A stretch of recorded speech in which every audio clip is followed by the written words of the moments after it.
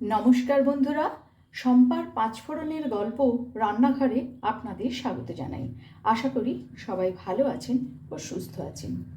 এখন শীতকালে বিভিন্ন রকম সবজি কিন্তু বাজারে এসে গেছে।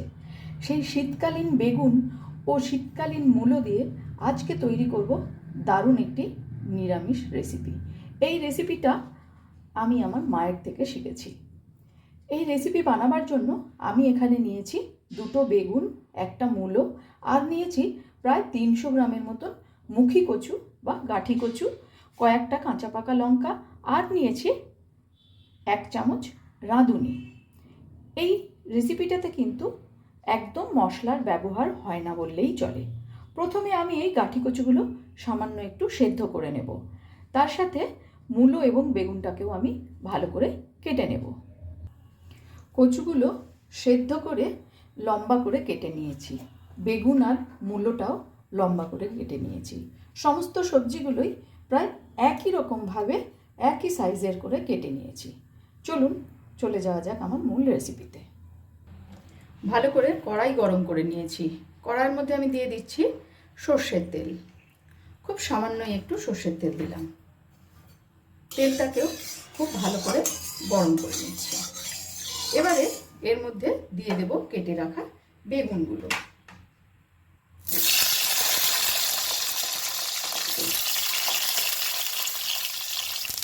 সামান্য একটুখানি লবণ দিয়ে দিলাম, আর দিয়ে দেবো সামান্য একটু হলুদ দিয়ে। বেগুনগুলো একটু ভেজে তুলে দেব।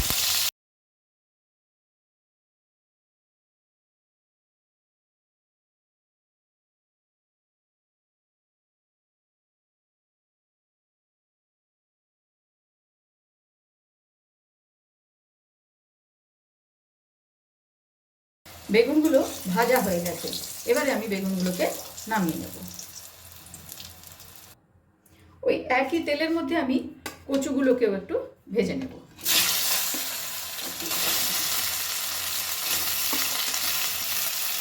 কচুগুলোর মধ্যে দিয়ে দেবো সামান্য একটু লবণ, আর দেবো সামান্য একটু হলুদ গুঁড়ো।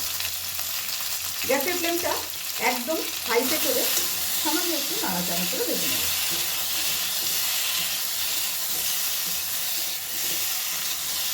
আমার রান্না যদি আপনাদের ভালো লেগে থাকে অবশ্যই ফলো, লাইক ও শেয়ার করে আমার পাশে থাকবেন।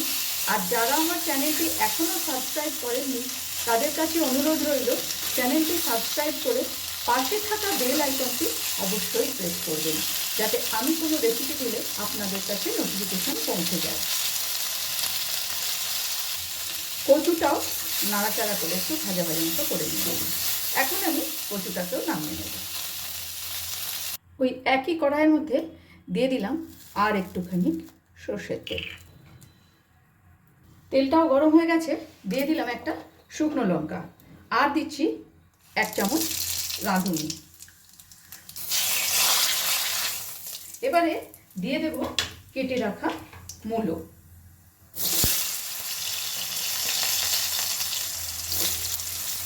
গ্যাসের ফ্লেমটাকে মিডিয়ামে রেখে মূলোটাও আমি আর একটু নাড়াচাড়া করে ভাজা ভাজা করে নেব।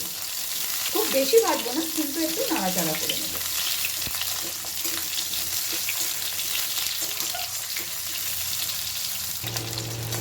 মূলোটাও বেশ কয়েক সেকেন্ড নাড়াচাড়া করে একটু ভাজা ভাজা করে নিয়েছি। এবারে দিয়ে দেব পরিমাণ মতন লবণ, দিলাম হলুদ গুঁড়ো, একটু মিশিয়ে নেব। যে রাঁধুনিটা আমি রেখেছিলাম 1 চামচ, সেই 1 চামচ রাঁধুনিটাকে কিন্তু আমি শিলে বেটে নিয়েছি। সেই বাটা রাঁধুনিটা এবার আমি এর মধ্যে দিয়ে দিলাম।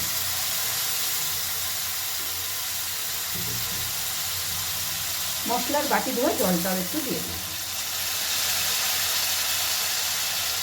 সামান্য একটুখানি কাশ্মীরি লঙ্কার গুঁড়ো দিয়ে দেব, যাতে দেখতে একটু ভালো লাগে।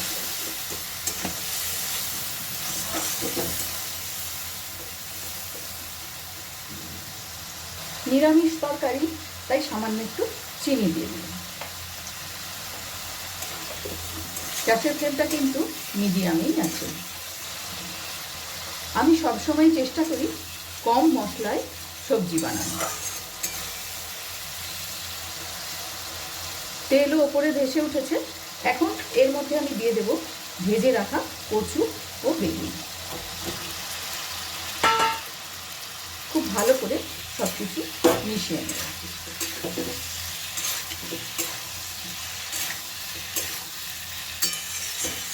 এখানে কিন্তু শুধু ওই রাঁধুনি বাটাটুকুই যা মশলা, আর কিন্তু কোনো মশলাই এখানে পড়বে না। দিয়ে দিচ্ছি পরিমাণ মতন জল। খুব একটা বেশি জল দেব না, কিন্তু গামাখা মাখা হবে তরকারিটা, সেই জন্য একটুখানি জল দিলাম। কয়েকটা কাঁচা পাকা লঙ্কা দিয়ে দিচ্ছি। প্রায় 5 থেকে 6 মিনিটের জন্য এটা আমি ঢেকে দিলাম। ফিরে এলাম 7 মিনিট পর।